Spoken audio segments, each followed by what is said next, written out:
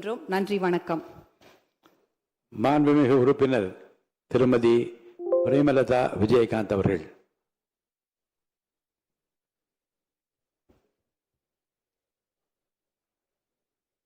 மாண்புமிகு முதலமைச்சர் அவர்களுக்கும் எதிர்க்கட்சி தலைவர் அவர்களுக்கும் இன்றைய அவைத்தலைவராக அன்ன போஸ்டில் வெற்றி பெற்றிருக்கும் அண்ணன் ஜேசிடி பிரபாகர் அவர்களுக்கும் துணைத் தலைவர் ரவிக்குமார் அவர்களுக்கும் இந்த அவையிலே வீற்றிருக்கும் அனைத்து சட்டமன்ற உறுப்பினர்களுக்கும் எதிர்க்கட்சி தலைவராக செயல்பட்ட அண்ணன் முன்னாள் முதலமைச்சர்களாக இருந்த அண்ணன் எடப்பாடியார் அவர்களுக்கும் அண்ணன் ஸ்டாலின் அவர்களுக்கும் இந்த அவையிலே நாம் ஒரு மாண்புமிகு ஒரு அவை இது. இந்த தமிழ்நாட்டின் வரலாறை இந்த மாண்புமிகு இந்த வளாகத்திலே மிக சிறந்த முறையிலே ஆட்சி செய்த நம்மளுடைய முன்னாள் முதல்வர்கள் இங்க நம்ம சுத்தி இருக்கின்ற அந்த புகைப்படங்களே அதற்கான சாட்சி. அந்த மாண்பும் மரபும் இமியளவும் மாறாமல் அண்ணன் ஜேசிடி பிரபாகர் அவர்கள் அவைத்தலைவராக நடுநிலையோடு இருந்து ஒரு தராசு போல இந்த அவைக்கு அத்தனை பேருக்கும் சரிசமமான வாய்ப்பை கொடுத்து அத்தனை பேரையுமே ஆணாக இருந்தாலும் இந்த அவைக்கு அன்னையாக இருந்து அனைவருக்கும் சமமான வாய்ப்பை தர வேண்டும் என்று இந்த புனிதமான அவையிலே அவரை நான் அன்போடு கேட்டுக்கொள்கிறேன்.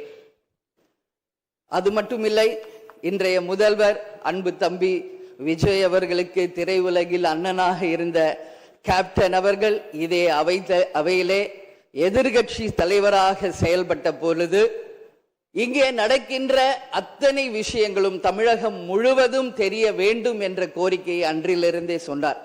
அதனால அந்த விஷயத்திலும் நடுநிலையோடு இருந்து ஆளுங்கட்சி சைடு மட்டும் கேமரா போக்கஸ் பண்ணாம சட்டமன்றத்தில் நடக்கும் அத்தனை நிகழ்வுகளையும் நேரலையில் தமிழக மக்கள் அனைவரும் தெரிந்து கொள்ள வகையில அந்த சரிசமமான ஒரு வாய்ப்பை ஏற்படுத்தி தர வேண்டும் என்பதை இந்த நேரத்திலே நான் கேட்டுக்கொள்கிறேன். அது மட்டும் கிடையாது, இந்த தமிழ்நாடும் தமிழகமும் என்றும் சிறப்பு மிக்கதாக இருக்க வேண்டும். எனவே என்னுடைய முதல் கோரிக்கை, இனிமேல் தமிழ்நாட்டில் நடக்கும் அத்தனை நிகழ்வுகளிலும் நமது தமிழ் தாய் வாழ்த்துக்கு முதல் இடத்தை கொடுத்து பிறகு மற்ற மொழிகளுக்கு முக்கியத்துவம் தர வேண்டும் என்பதை இந்த நேரத்தில் நான் ஒரு கோரிக்கையாக இந்த அவையில் வைக்க கடமைப்பட்டிருக்கிறேன். அது மட்டும் கிடையாது, நேற்று அனைத்து எதிர்கட்சிகளையும் நேரடியாக சென்று இங்க எதிர்கட்சிகள் எதிரி கட்சிகள் அல்ல, அனைவரும் தோழமை கட்சிகள் தான் என்பதை மிக சிறப்பாக சென்று அனைவரையும் சந்தித்த முதல்வர் அன்பு தம்பி விஜய் அவர்களுக்கு இந்த நேரத்தில் என்னுடைய வாழ்த்துக்களை தெரிவித்துக் கொள்கிறேன். அது மட்டுமில்ல, இந்த அவை தமிழ்நாட்டுக்கும் தமிழக மக்களுக்கும் நீதியையும் நேர்மையும் நிலைநாட்ட வேண்டும் என்பதையும் இந்த நேரத்தில் தெரிவித்துக் கொண்டு, நாளை நடக்க இருக்கும் பெரும்பான்மையில் வெற்றி பெற்று அன்பு தம்பி விஜய் அவர்கள் மிக சிறப்பாக நம் நாட்டிற்கு பணியாற்ற வேண்டும் என்பதை இந்த நேரத்திலே நான் தெரிவித்துக் கொள்கிறேன். எனவே இன்று தேர்ந்தெடுக்கப்பட்ட அண்ணன் ஜேசிடி பிரபாகர் அவர்களுக்கும் துணைத் தலைவர் அவர்களுக்கும் தேசிய முற்போக்கு திராவிட கழகத்தின் சார்பாகவும் இந்த அவையில் எதிர்கட்சி தலைவராக மிக சிறப்பாக தன்னுடைய கருத்தை தைரியமாக எடுத்துரைத்த என் அன்பு கணவர் கேப்டன் அவர்களுடைய ஆசீர்வாதத்துடன் என்னுடைய வாழ்த்துக்களை இந்த நேரத்திலே தெரிவித்துக் கொள்வதில் மிகவும் மகிழ்ச்சி அடைகிறேன். நன்றி, வணக்கம். மாண்புமிகு உறுப்பினர் முன்னாள் தமிழ்நாடு முதலமைச்சர் திரு எடப்பாடி கே பழனிசாமி அவர்கள். மாண்புமிகு சட்டப்பேரவை தலைவர் அவர்களே, வணக்கம்.